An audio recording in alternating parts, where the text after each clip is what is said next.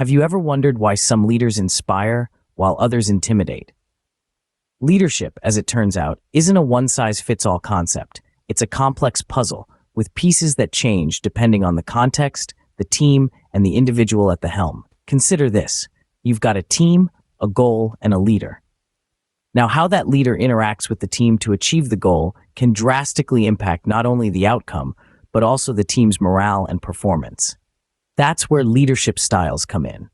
Some leaders might take a more democratic approach, involving everyone in decision-making, while others might be more autocratic, making decisions independently.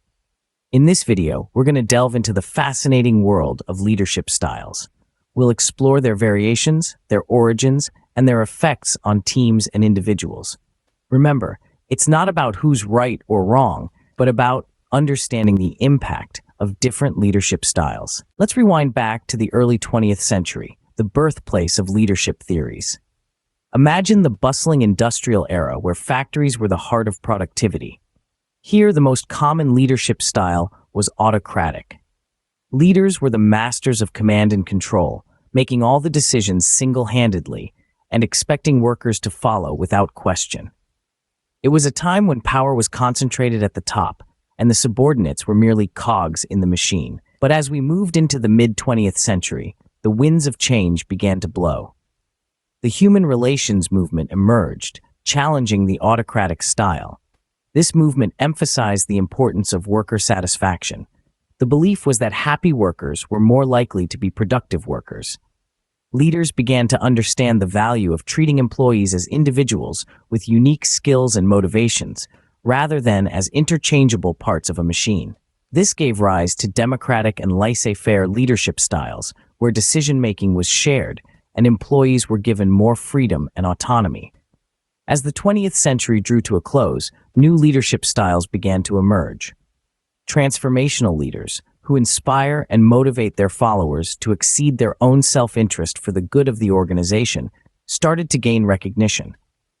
These leaders were the visionaries, the champions of change, who were not afraid to challenge the status quo. At around the same time, the concept of transactional leadership also gained traction. This style of leadership is based on a system of rewards and punishments. It's a bit like a business transaction. If you do this for me, I'll do that for you. These leaders were the taskmasters, focused on efficiency and productivity. So, from the early autocratic leaders of the industrial era, through the human relations movement, to the transformational and transactional leaders of the late 20th century, we have seen a fascinating evolution in leadership styles, each style reflecting the societal norms and values of its time. As society evolved, so did our understanding of effective leadership. Just as styles evolved, so did the psychology that explains why they work. As we delve into the psychology behind leadership styles, we encounter several fascinating theories that shed light on the effectiveness of different leadership approaches. The first of these is the trait theory. This classic perspective suggests that great leaders are born, not made, and that certain inherent characteristics make some individuals more likely to excel in leadership roles. Traits such as confidence, intelligence, and determination are often cited as key leadership qualities. But while these traits may form a basis for effective leadership, they don't tell the whole story.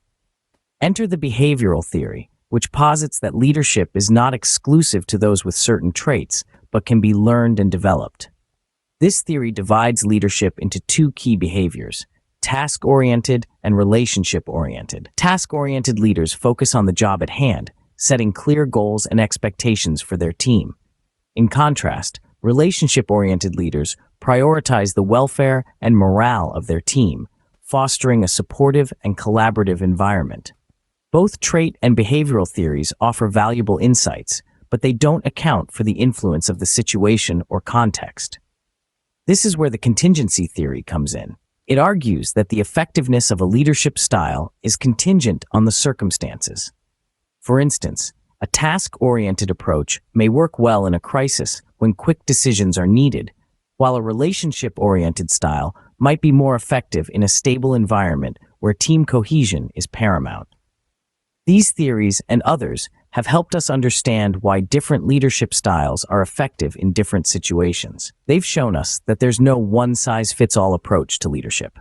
Instead, effective leadership requires a dynamic blend of traits, behaviors, and an understanding of the context at hand. As we continue to explore the evolution of leadership styles, we'll come to see the importance of self-awareness and adaptability in leadership. This awareness allows leaders to recognize their strengths and weaknesses and adapt their style to meet the needs of their team and the demands of the situation. Understanding the psychology behind leadership styles helps us make sense of why certain styles work better in certain situations. But why do some leaders fail to see their own faults? This question takes us to the heart of a leadership blind spot. One reason is cognitive biases. Leaders, like all of us, are susceptible to a little thing called overconfidence. They believe they're doing a fantastic job, even when evidence suggests otherwise. This overconfidence can blind them to their own weaknesses and prevent them from seeking or accepting feedback. Another cognitive bias at play here is confirmation bias. Leaders tend to favor information that confirms their pre-existing beliefs or values, and they dismiss or ignore information that contradicts them. This can prevent them from recognizing their mistakes and learning from them. Now let's talk about feedback. Feedback is crucial in leadership development. It's like a mirror that reflects our strengths and weaknesses. However, some leaders shun feedback, especially when it's negative. They view it as a threat, not an opportunity for growth. This attitude can perpetuate their blind spots and hinder their progress as leaders. Also, leaders often surround themselves with yes people who are afraid to give them honest feedback.